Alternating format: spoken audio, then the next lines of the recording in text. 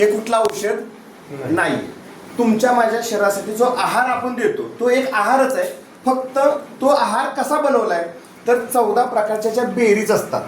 बेरीज म्हणजे काय, ज्या फळामध्ये बी असती अशा वेगवेगळ्या फळांचा ज्यूस आहे आणि दुर्मिळ वनस्पतींचा अर्क आहे. असं 42 प्रकारचे ह्याच्यामध्ये हर्ब्स वापरलेत.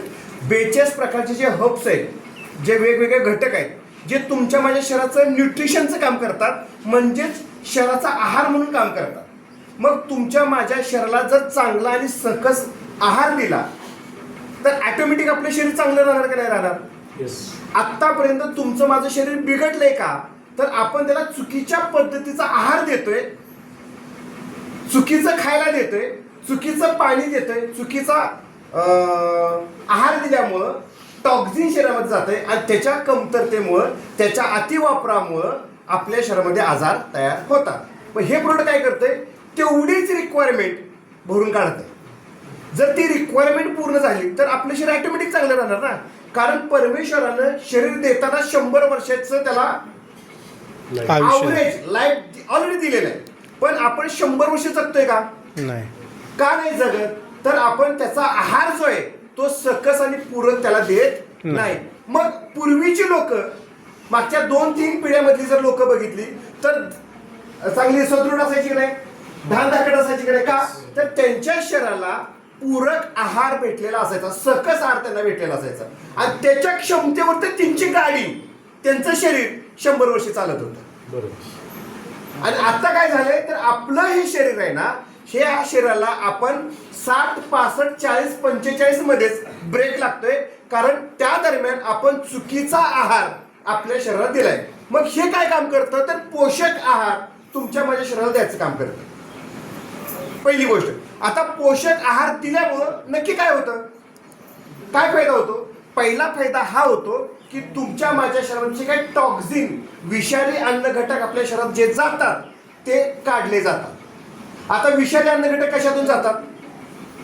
पहिली गोष्ट, जे आपण पालेभाज्या खातोय त्याच्यावरती केमिकल वापरले का नाही, रासायनिक खतं वापरलेत का नाही, डायरेक्ट इनडायरेक्ट ती फळभाज्या आपण खातोय त्यातून काही रेसिवडी आपल्या शरीरात शिल्लक राहतात. त्याच्या माध्यमातून आपल्या शरीरात टॉक्झिन तयार होतं. हवेच्या माध्यमातून आपण ज्यावेळेला शहरामध्ये हिंडतो फिरतो त्यावेळेला किती कार्बन डायऑक्साईड आपल्या शरीरात जातो? सगळ्याच्या सगळा कार्बन डायऑक्साईड शरीराच्या बाहेर पडत असेल का सर? काय तर त्याचा मॉलिक्यूल राहत असेल का नाही शरीरात? 100%. जे तुम्ही मी पाणी पितोय ते पाण्यामध्ये आता केमिकल आहे का नाही? कारण पाणी जे शुद्ध होतंय, जे पाणी ग्रामपंचायत असेल किंवा नगरपालिका असेल, जिथं शुद्ध केलं जातं पाणी, ते कशाच्या बळावरती केलं जातं? केमिकलची प्रोसेस करून पाणी शुद्ध केलं जातं. म्हणजे त्या पाण्यामध्ये केमिकल आहे का नाही आणि तेच पाणी आपण घेतोय का नाही? मग ह्या सगळ्याचा परिणाम कुठंतरी आपल्या शरीरामध्ये टॉक्झिन, विषारी अन्न घटक साठून राहतात आणि त्यामुळं आपलं शरीर स्थूल येतं, जड येतं, हलकं राहत नाही. आणि मग हे ज्या वेळेला कुठलेही प्रोडक्ट आपण घेतो त्यावेळेला आपल्या शरीरातून टॉक्झिन, विषारी अन्न घटक बाहेर काढले जातात. कसे काढले जातात? लघवीच्या माध्यमातून, टॉयलेटच्या माध्यमातून, घामाच्या माध्यमातून, हे शरीरातून ह्या सायकलद्वारे काढले जातात.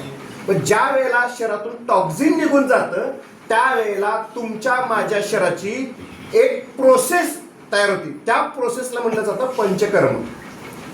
पंचकर्म ही एक थेरपी आहे जी ऋषीमुनींच्या काळात वापरली जायची आणि तीच थेरपी आज रियाश मल्टीच्या माध्यमातून, रियाश अमृत ज्यूस जर कुणीही घेतलं तर लघवीच्या माध्यमातून, टॉयलेटच्या माध्यमातून, घामाच्या माध्यमातून आपल्या शरीराला डिटॉक्स केलं जातं, शरीराचं पंचकर्म केलं जातं. त्यामुळं तुम्हाला होणारा आजार, झालेला आजार आपण कंट्रोलमध्ये ठेवू शकतो. पहिलं मोठं कारण आहे. आता तुमचं माझं शरीर जर डिटॉक्स झालं, पंचकर्म झालं, म्हणजे काय तर 2 व्हीलरची किंवा 4 व्हीलरची आपण काय करतो, सर्व्हिसिंग करतो, ऑइल बदली करतो. त्यावेळेला त्या गाडीचं मायलेज वाढतं का नाही वाढत? ती गाडी फ्री होती का नाही होत? होते.